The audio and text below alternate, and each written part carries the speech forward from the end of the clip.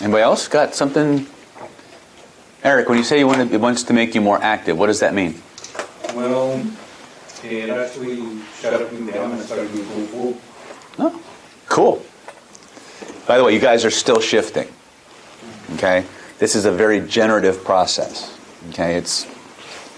I had the first time we did this on a group, we had guys go back who were are going through nasty divorces,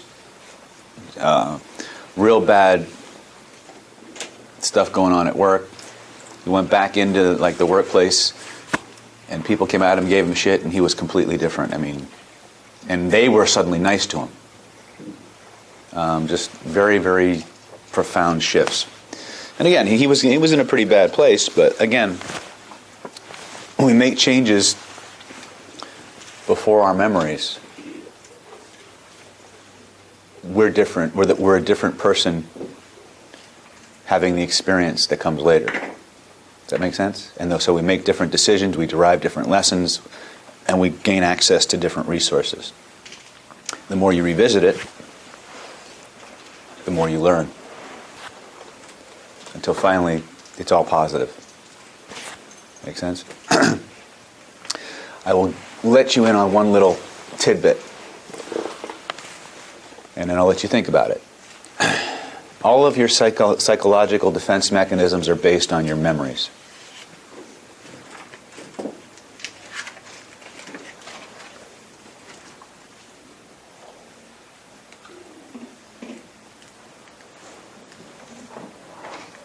Okay? Bypass memory, and you write it right to the hard drive.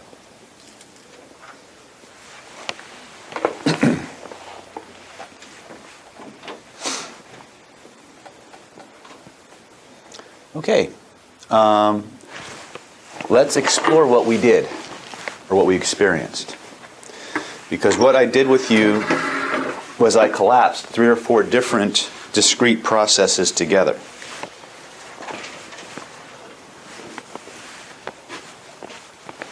This is our world. You have clothes, you're not your clothes. You have possessions, you are not your possessions.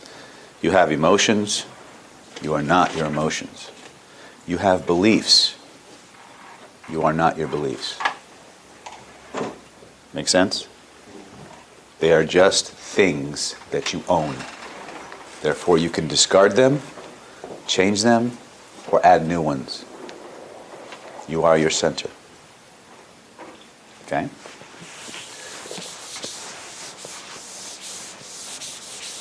So the first thing we need to understand, the process that we did is called voice of authority.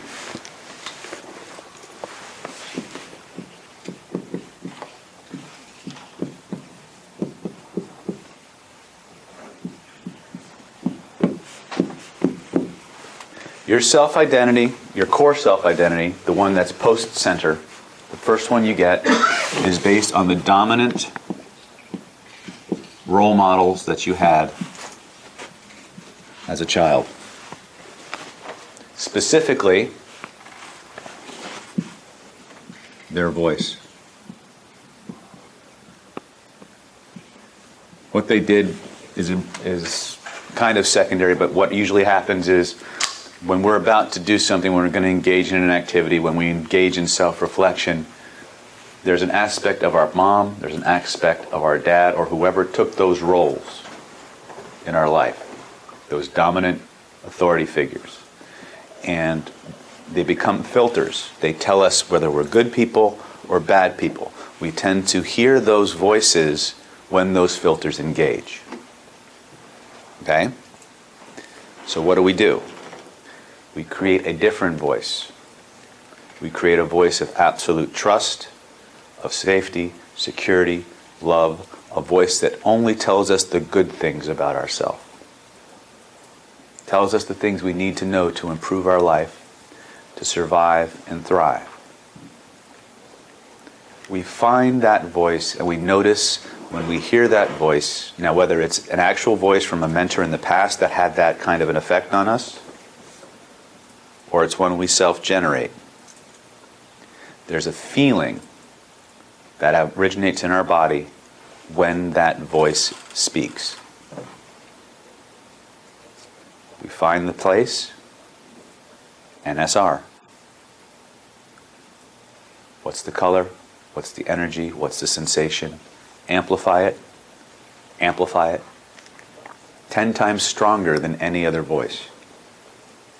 Completely drowning out that any other voice. In fact, it also causes those other voices to sound silly, kind of like chipmunks. Didn't put that in this time, but you didn't need it. Most of you guys are pretty clean anyway. But that's another thing that you can build in, is not only does that voice become stronger and more the dominant voice in your system, it also makes all those other voices sound silly. And you can literally change their tonality. I like chipmunks. You ever see chipmunks arguing with each other on television or something? Right? Or sometimes you use Donald Duck's voice. Yeah. You ever see Donald Duck when he's like having a fit? He sounds ridiculous. It's hard to take him seriously.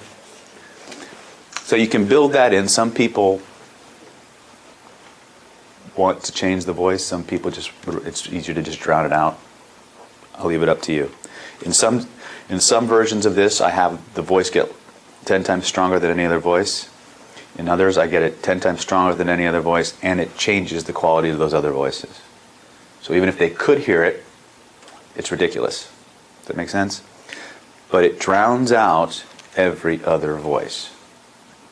You see, some people have a resistance to letting the voices go. Well, that's fine. Let the voices stay. But this one's 10 times louder and it drowns the other ones out. Heads, I win. Tails, I still win. Okay? Connect it somatically and energetically. Have it circulate all throughout the body, all throughout the mind. And it locks itself into a place that's always 10 times stronger than any other voice. And no matter where they go, no matter what they do, that voice is always with them. Now you'll notice something. We create that voice in the present. Right? We create that voice in the present. We float up out of the body, but we do it in a very specific way. First we leave the physical body.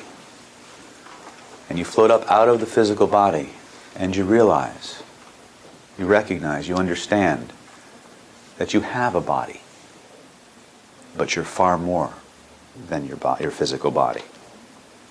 You have an emotional body. In other words, you have emotions,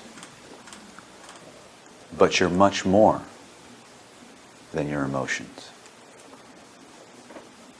You float up out of your mental body. It implies you have thoughts, you have beliefs, but you're much more than your thoughts. You're your center. And you continue to rise up as your center, within your center. And as you continue to float upward, higher and higher, over and above the physical plane, you can begin to notice a line extending off. And you instinctively know that that's your future, that's potential future. And the line going in the other direction, the opposite way, is the past, is your memories. Things that happened. And you realize that you have a future. And you have a past. But you're not your past. And you're not your future. You're more than that. You go higher. And then you begin to have them float, because now not only are they above their physical body, their mental body, and their emotional body, they're also above their future and they're above their past. You disidentified them from it. Which means you now have power over it. Have them shift back along the past, back through your most recent memories, through your early adult years, back through your teen and childhood years, still over and above it, back into a place that existed and exists before you came here, that exists outside of time. the womb of eternity. A place where you're surrounded, that place where your consciousness resides before it takes on the body, or a body, before it takes on thoughts and emotions and ideas. And in this space, there's the voice. The voice of absolute trust, of absolute authority, that tells you everything you need to know, to understand, that gives you all the resources to survive, to understand, and to thrive. I just go survive and thrive because they tend to, one leads to the other. But you always want to put in understanding or recognition of some kind of what to do when, the resources that they might need. And they know what those are. The voice always knows what you need. The voice gives you what you most desire, that allows you to make the best of every situation that comes afterwards. And at some preordained moment in time, you begin to notice a shift as you begin to reincarnate, to take on a body as you move through conception, through gestation, through birth, moving through time, noticing how everything shifts. And along the way, there's always this voice giving you what you need, what you want, telling you what to do and what to understand to make everything better and better, to survive and to thrive. And yes, these tapes will be available, so if you are worried about writing it all down, okay, just get the bullet points, get the key points. Don't get hung up on the language. Okay? You've experienced it. When you're guiding somebody through it, all you have to do is remember it. Remember what happened to you and describe it. Pattern Weaving 101. Okay? That's why I gave you the experience first, because you're doing exactly what I knew you'd do. Okay? Get the bullet points. Voice of authority. Disidentify. Womb of eternity. Cycle through the timeline, noticing the changes. Over and over again. Until you know everything's right. At which point, you find yourself returning, bringing all of that with you.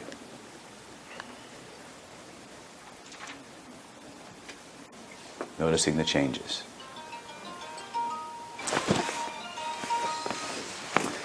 Who could be calling me now? It's probably somebody I don't even want to talk to. I was right. Rejected, motherfucker. All right. 4 steps, right? Voice of authority. Disidentify. Womb of eternity. Cycle. 4 steps. Easy peasy. Whatever words you need, simple, clear instructions. That's all. The verbiage will come as your states come. As you remember your experience, the words will come. Start from being something, experiencing something. Describe your experience. Don't try to come up with a word that you hope will give them an experience. If you feel it, they'll feel it. Okay? I was right there with you. Yeah. Yeah. Yeah. This is one mine. It's an amalgam of other things, but it's mine. Yeah. One of those moments of sleep-deprived insanity, genius moments. But yeah, that was mine. Does it suck? It's great. Okay. Questions on it? No? Yes? No? Now, a couple of little tidbits before I set you loose to do this with each other again. How long did that really take? Was that maybe, 10, 15, 20 minutes the most to do 4 processes?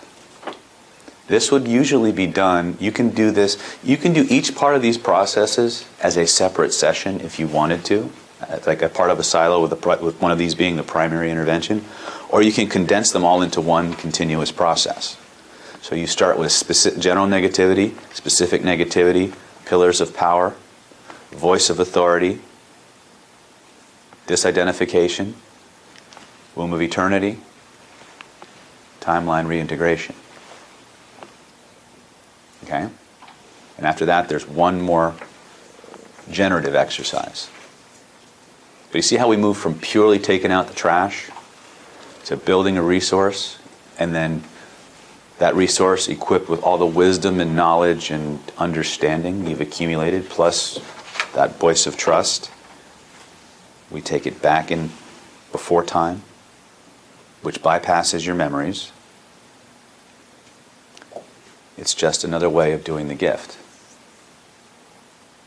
We take back the knowledge we have to before we ever needed it, and we inoculate everything. You get even stronger touch with your unconscious, because that's It's pre-conscious. It's pre-consciousness. With the hope, like, to get that access all Yeah. the way through, yeah. Okay? Go play. All right. You guys have enough practice on this? Are you sufficiently blissed out, reorganized, and repatterned? Cool. I guess we're done then. All right. So, now we understand, at least to a much deeper level than we started with, that anything we identify with has power over us. Anything we disidentify with, we gain the ability to control. Interestingly, I don't know if it's interestingly or paradoxically, our ability to influence is also based on our ability to be like something, to become one with something, to gain rapport with something.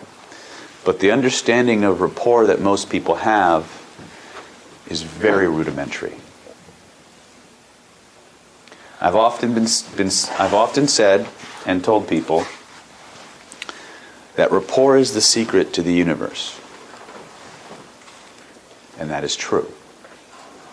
On a physical and a metaphysical level.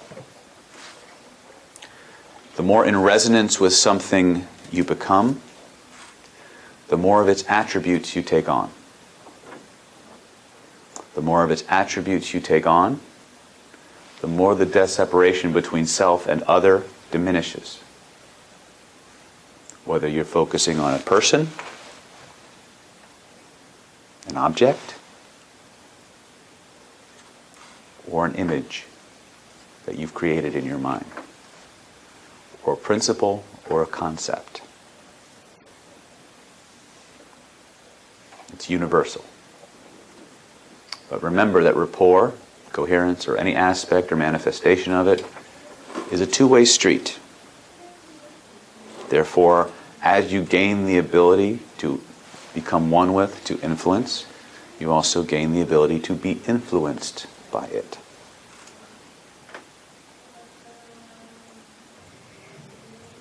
As long as you can keep your center, you can be influenced without getting lost. And we really truly never get lost.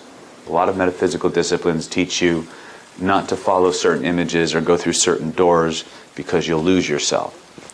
What actually happens is you delude yourself. You actually identify with those images, those illusions, and you forget who you are. When you can keep your center, you can be buffeted, be surrounded by many different things. Things can be going on many levels, and you can still operate, you can still function. Does that make sense? Okay?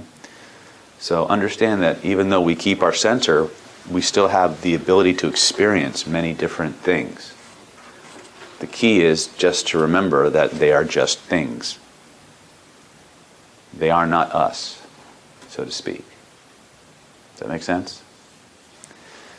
Along those lines, going back to our arbitrary standard and baseline, how does it help me get more? Right? How does this help us? Well, several years ago, a group of enterprising scientists, while studying a bunch of monkeys, discovered this strange neurological phenomenon. They discovered that when the monkey, who was strapped to a bunch of EEGs and other devices, observed one of the lab assistants peeling a banana, that all of the neurons that control the operation of an arm peeling a banana fired in the monkey, in his arm, in his brain. This led to the study and eventual discovery of something that was called, became to be called, mirror neurons. And they were written up in a book called Mirroring Others, or Mirroring People, I think was the name of the book. Mirroring People, I think is what it was. The guy's last name, the head scientist, was Giacoboni. And the study of mirror neurons has been going on for quite some time. They seem to have a strong correlation with autism and related illnesses. But what they discovered about mirror neurons, in addition to the fact that when we observe somebody doing something, whatever they're doing, we do, neurologically. The upshot of which is they determined that this could quite possibly be the basis of empathy, as the fundamental and primary way that we interpret and learn what things mean and how they and why, non-consciously. Okay? In the realms of hypnosis, and Ericksonian hypnosis, I think, is where this really was kind of pioneered, was this concept we call deep trance identification.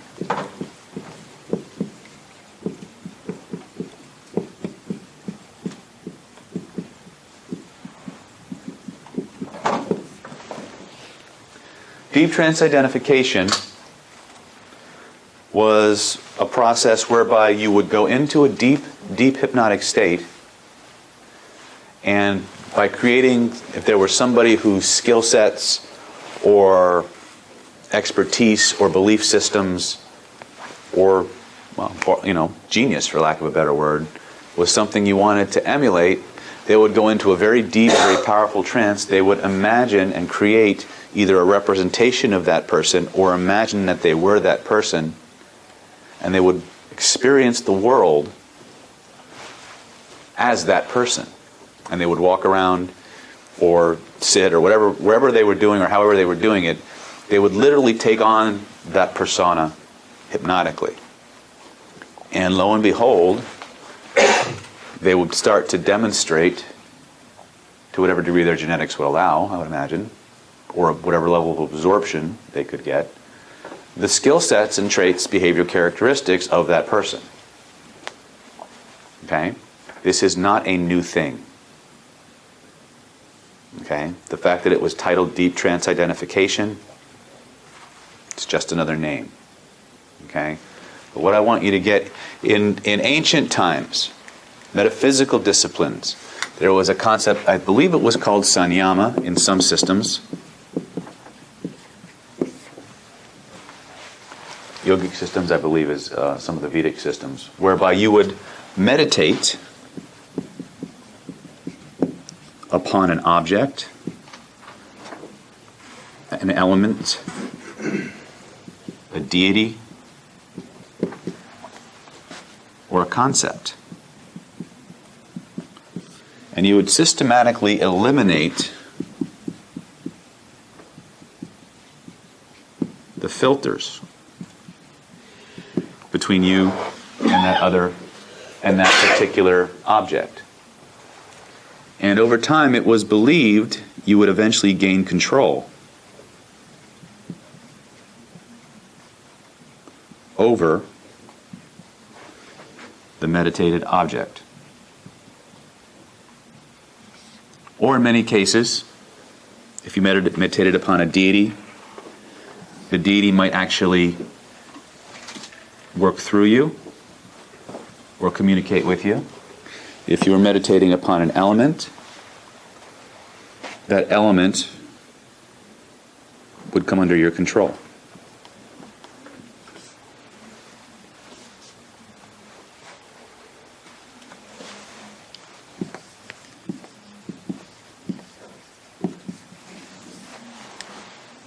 Rapport. Okay? That's the theory. Anybody ever heard this before or parallels to it? Or okay? As above, so below. Different disciplines all telling you the same thing.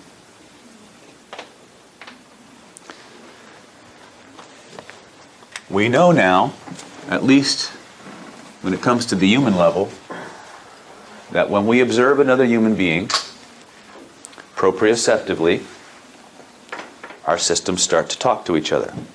Information is being sent to us preconsciously, whether we're observing that person or not. We know that when we interact and observe another human being, another part of our neurology is observing and imitating what it's seeing in a way that we can begin to gain knowledge about it. Let me explain something about this particular aspect. They tested this. They started seeing, well, how far does this rabbit hole go? How much knowledge do they really gain? Does the mirror neuron really gain? So they started doing things like hiding parts of the body behind screens, so the body couldn't see what maybe they could only see the upper half, but they couldn't see what the lower half was doing. And when the body assumed a certain posture, the lower posture also went. Okay, the body knows what the rest of the body, the parts it can't see, are doing. Okay, so there's something going on here that's going much deeper than what we might think.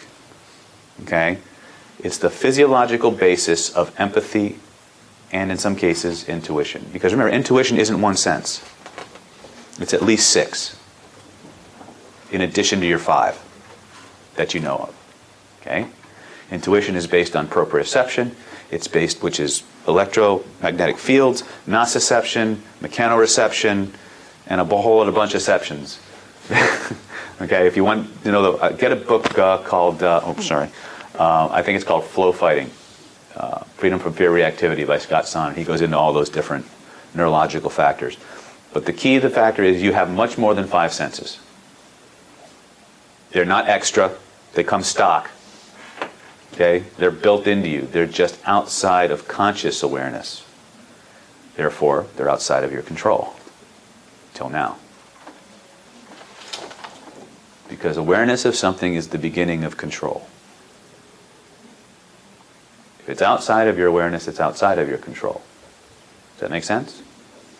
So now, if we understand that this concept is not new, there are many examples in many cultures of this process being used, and we know that there's a physiological basis for it. We can begin to have a lot of faith and ultimately gnosis, right? That's where we're going with this. This is a Gnostic school. This is not a faith-driven school, okay? But now it becomes useful, and we can begin to use it, okay? Everybody knows who Johnny Depp is, right? Or rather, Captain Jack Sparrow.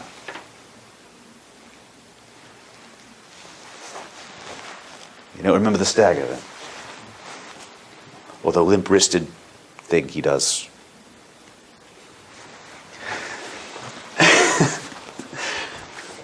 There was a time, back in my other days, when I was really pushing the envelope of what was really possible. How do you actually well, I wanted to get laid. So I wanted to look in all ways to become more attractive to women and to be more successful with women. So I started playing with this concept of taking on personas in conjunction with stimulating culturally induced anchors. So I started looking at what are the personas or characters that have the attributes that I most want to have, that I most want to enjoy. Who's larger than life? Who's gaining attention? Who are people programmed to respond to? How many times was Johnny Depp voted sexiest man alive? At least twice, that I know of. Okay, probably more. Probably not as many as George Clooney. At the time, I was an intern in my acupuncture school, and so I decided to try a grand social experiment. So for the next several weeks, I became Captain Jack Sparrow, the acupuncturist. And so I began to walk up and down the clinic talking like this. And I would walk in a certain way. And for the first couple of days, people would say, "Why are you talking strange?" And I said, "What do you mean?" And they're like that. Even though the minute they heard the voice, "Ooh, I love Johnny Depp." Really? And they'd go, "Where are you from?" And I'd go, "Oklahoma." And I'd continue to talk like this. And for the first couple of days, people said, "What are you doing?" And then they all stopped questioning it. But every woman I talked to did the pupil dance. We know what the pupil dance is, right? "Hi, lovey, how are you?" Boing! And I began to move through the world, experiencing life in a much more fun and frivolous way. Everything was a grand adventure. And occasionally I had a craving for rum. But wherever I went, people responded to me differently. My experience of the world was different. And I became much more expressive, for lack of a better word, if that's possible. Mirror neurons. Mirror neurons. Now, I'm pretty gifted in terms of trance work, and since I have an acting, my switches came out. I came into this world, the switches flipped on. I had to find ways to help other people flip theirs on, which you guys did the other day when we started working with state, and then positions, and then context. Right? And all of a sudden, you were actors. Well, you weren't actors. You were reality technicians. Right? It wasn't fake, was it? It was real. It was reality. That's the secret, yeah. How soon did you start noticing there were people who were starting to take on the same attributes? As People me? you worked with. Well, they weren't taking on the same attributes. They were taking on the behaviors that particular set of anchors induced. Because people were programmed to the Captain Jack Sparrow persona, every time they heard the voice, all the associations fired. Women found Johnny Depp extremely sexy. He was in that particular movie, he was the classic romantic hero. They went into extreme attraction.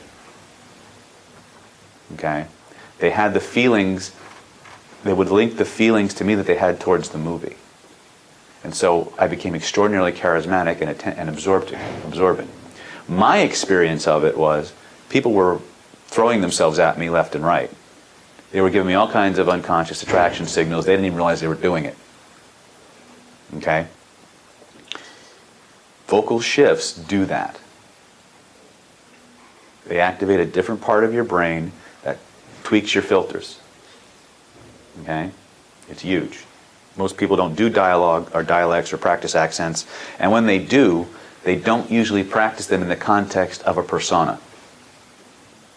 They hear a cool accent on the TV, and they try to mimic the accent, as opposed to becoming the person with the accent.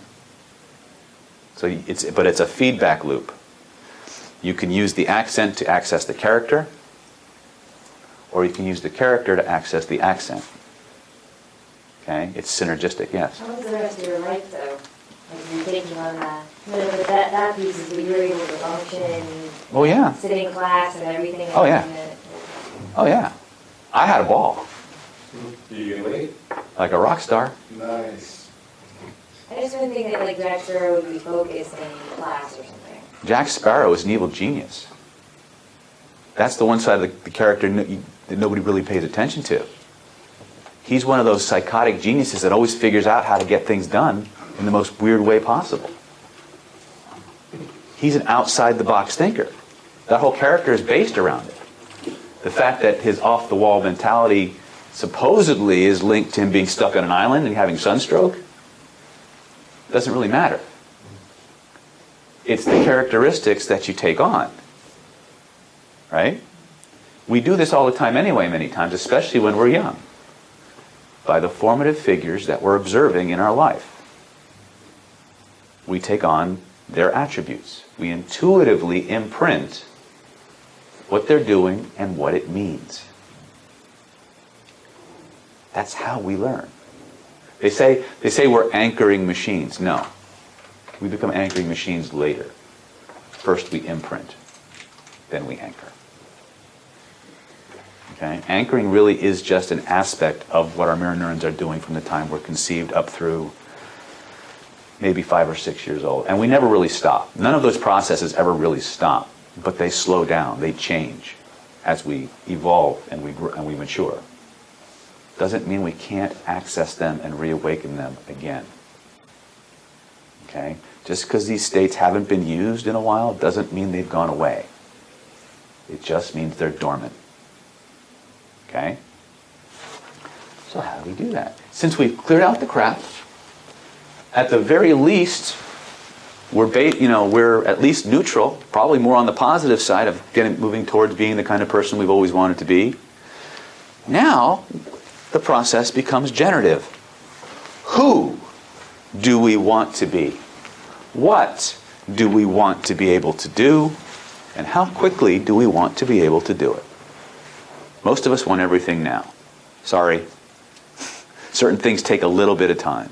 Some things you'll get right away. I don't know which is which. But your neurology does. And the longer you can maintain identification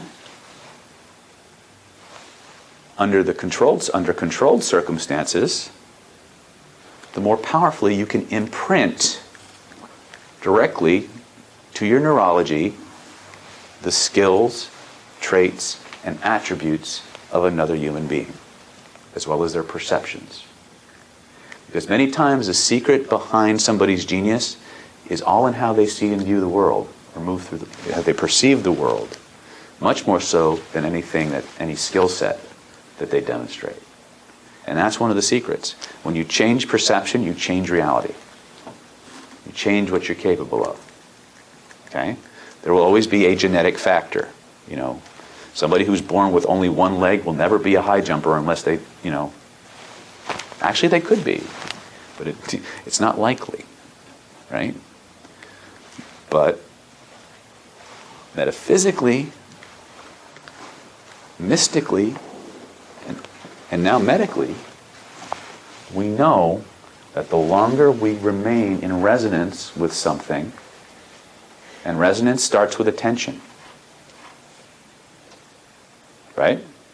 The more we become absorbed in something, the mystics call it contemplation, meditation, focus. Focus and absorption? Wait a minute. Ooh, I think I closed a loop.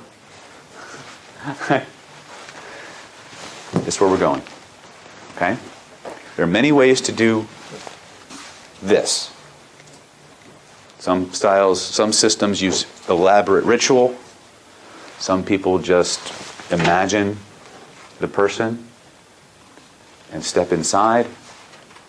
Some people create filters so that only certain aspects of that person or deity or element come through.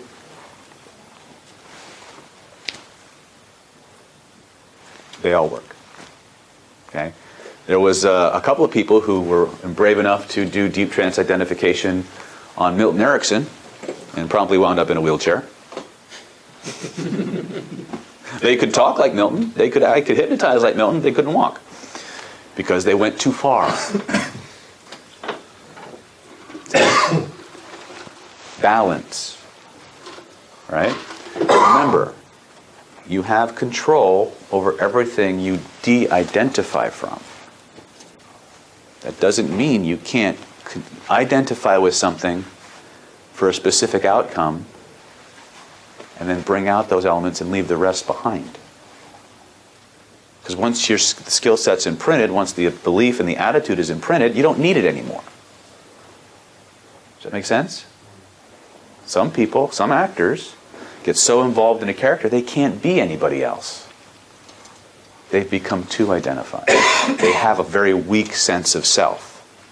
A lot of the work we've been doing up to this point is to A, take out the trash and reinforce and reassert and reaffirm your sense of self to the point where you can take on personas, take what you want, absorb it into your skill sets and your attributes, and let it go. Does that make sense? To step into a belief system, a perceptual system, a set of attributes, and not lose yourself. Yes? So taking a little bit of time in between just to go reassert yourself who you are, typically. Yeah.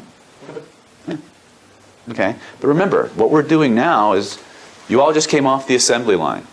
You're all stock, to use a motor metaphor. Now we're going to add pinstriping, fancy wheels, fuzzy dice on the rearview mirror. You know, you bought a brand new house. Now we're going to design the interior. We're going to add all the accessories: power windows, power brakes, cruise control. House? Maybe. Internal peacocking? Internal peacocking. I think of it more as asset building. Skill sets, perceptions, beliefs, things that are useful. Things that are always on for you. Things that are contextual. That's your choice. Because once you operate from your center, you have a full closet of clothes to try on. You have a complete box of tools at your disposal. They're all you, but you're more than that. You're much more. Does that make sense? You are not the wrench in your hand. Right? You're not the rolling pin you're beating your spouse with. Right? On a martial note, one of the things that the samurai would do when they got a new sword, they would carry this sword in their hand all the time. It would become part of their arm. They would never let it go. They would never put it down for days, weeks, and months, until it literally, in their mind, it was their arm. It was who they were. As above, so below. Patterns repeat. It's just the level of abstraction that changes. Does that make sense? So, how are we going to do this? I have a process I like to do. I'm going to show it to you in two varieties. We call it the magic circle. Whenever you begin a new process, it's always best to keep it simple.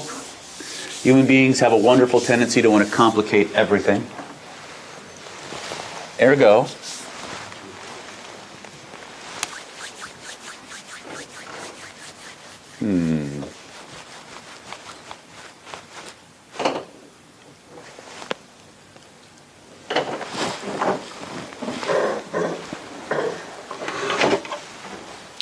So, stand off to the side here, Saul, for a second. I'm going to diagram this for you.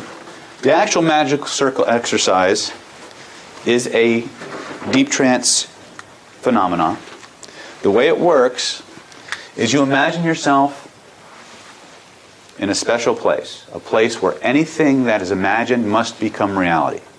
A circle of infinite possibility. Okay? Things done in this circle must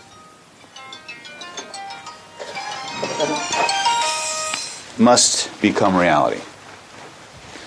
Okay? So we have a circle. You are, of course, in the center of the circle. Right?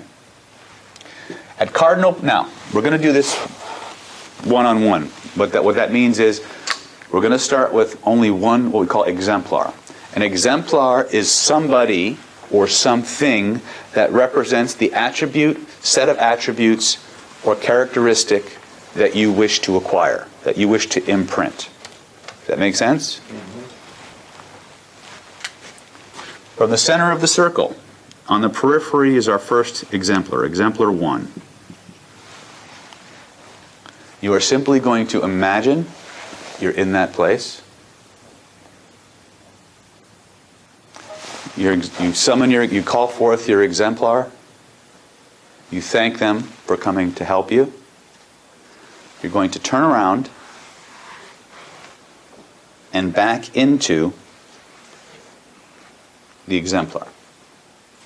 As you back into them, you're going to imagine that you're wearing their skin, their nervous system, you're seeing through their eyes, and for the time that you're doing the identification, you are going to move through the world with them. You're not trying to analyze what they're doing, you're not trying to judge what they're doing, you're simply experiencing the feelings and perceptions in your body that you're having as they go through their day doing the things you most want to acquire for yourself. Okay? You're as integrated with them as you can possibly, absorbed into them, moving through the world, seeing the world, perceiving the world. Okay? I make a difference between seeing and perceiving. We perceive much more than we see. Okay, remember, we have at least six different nerve endings, plus our 5 senses. There's probably more. Okay? And we're just going to move through the world feeling that way, feeling that person. It's about feeling a lot. Okay? When we feel the process has reached its natural conclusion, we step out of that person, we turn around, we thank them for their help, we dismiss them. Okay? Now there's one extra bell and whistle that you can put on here. I will leave it optional. I do it. But it's usually part of when I do like multiple exemplars at the same time. Basically, as you step out and right before you thank and dismiss them, you extend your hand and a beam of energy emerges from either your hand or your chest. I like to do the chest a lot of times. From your solar plexus, from your heart to theirs, and all of the information, all of the energy, all of the knowledge you need is transferred from them to you, imprinting itself and burning itself into your nervous system. And you cut the cord, so to speak, you end that transmission, you thank them and dismiss them. Make sense? So that's single. I don't usually do singles, but realizing that it's best to keep things very, very simple. That's how it works. Now, this is not a stationary exercise. This is when we do standing. So the secret to this, come here. Now, is there somebody or something who you admire whose skill set you'd like to own even more of or acquire? Yeah. Okay. Can you picture them clearly in your mind? Very good. Take a deep breath in. I didn't say go to sleep yet. I said take a deep breath in. Now, deep sleep all the way down, deeper and deeper. Your feet will, in fact, remain strong beneath you. Saul, in a moment, not yet, but in just a moment, I'm going to ask you to open and close your eyes. Each and every time you close your eyes, I want you to double and triple that level of physical relaxation. Want it to happen, expect it to happen. Enjoy the process of allowing it to happen. Open your eyes. Deep sleep all the way down. Open your eyes. Deep sleep all the way down. Perfect. One more time. Deep sleep all the way down. Deeper and deeper. Now as you continue to stand here, going deeper as I speak into that place inside your mind, I'm going to raise your head up just a little bit. And I want you to begin to use that amazing imagination of your soul and allow your body and mind to go 10 times deeper. Now, some people, when we talk about that special place where anything that's imagined, anything that's visualized must in fact come to pass, some people go back to the womb of eternity. Some people create a special temple or a special place inside their mind that interacts with the entire plane of creation, where your nervous system interacts with all possibilities and is in contact with non-local information. Whatever that is for you, Saul, whatever makes the most sense in a way that allows you to completely connect with those sources, with those areas, with those energies. Go there now as I count 3, 2, 1. And as you enter that space, I want you to notice immediately upon entering this space, you feel an immense sense of control. Like the God in your own universe. What you say, what you do must in fact manifest in its proper time, in its proper place. And around you is a glowing circle of energy in a color that represents power, safety, and control. You are the Lord of your domain. You are the Lord of your universe. You are the center of creation. And with a wave of your hand, you can call forth the exemplar of that image, that person, that who you most wish to connect with, who you most wish to commune with at the deepest, most powerful neurological level, and learn what they have to teach you. And when you're ready, just wave your hand and make them appear. Perfect. Thank them for coming. Ask for permission to learn from them. Receive it. Turn around, just like this. And take a deep breath, and just like we stepped into the pillar of power, step into that person, and immediately, whoosh, see the world from that place. See them moving through the world, doing exactly what they do best. Experiencing the power, the beliefs, the sensations, the understandings, the recognitions, in experience after experience, time after time, over and over again, in whatever speed, at whatever intensity, at whatever imprinting is right for you. And when you know you've got it, when you know it's a permanent part of who you are, and it will seamlessly, effortlessly, and automatically begin to integrate itself at the deepest level, taking only what you need and leaving the rest behind with gratitude. When you know it's done, when you know it's true, breathe it in, step back out, and face your exemplar. Perfect. Now reach out your hand and feel a beam of energy flowing from your hand and your chest into them, and feel that exchange of information, that exchange of power, mingling and merging, becoming part of who you are in a way that's absolutely powerful, permanent, and progressive as time goes on. Thank your exemplar. Send him off with thanks. And when you know you've got it, when you know it's true, return to this place we call reality, bringing those changes and those perceptions with you, and notice what happens next.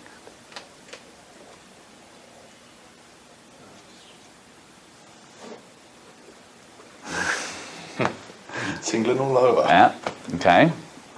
The longer you hold the connection, the more the imprint happens. But you don't need a lot. The secret is you step in and you experience the world from that place. It's the dynamism, it's the experience of it that imprints. Okay? Don't try to judge it, because by definition, you're the fucked up person trying to figure it out. Get you out of there. You're still in your center. Identify, learn, disidentify. Make sense? Go. Thank you very much. That's good. Big round of applause. That's your first drill. Okay? First drill. Partner up 3 times each.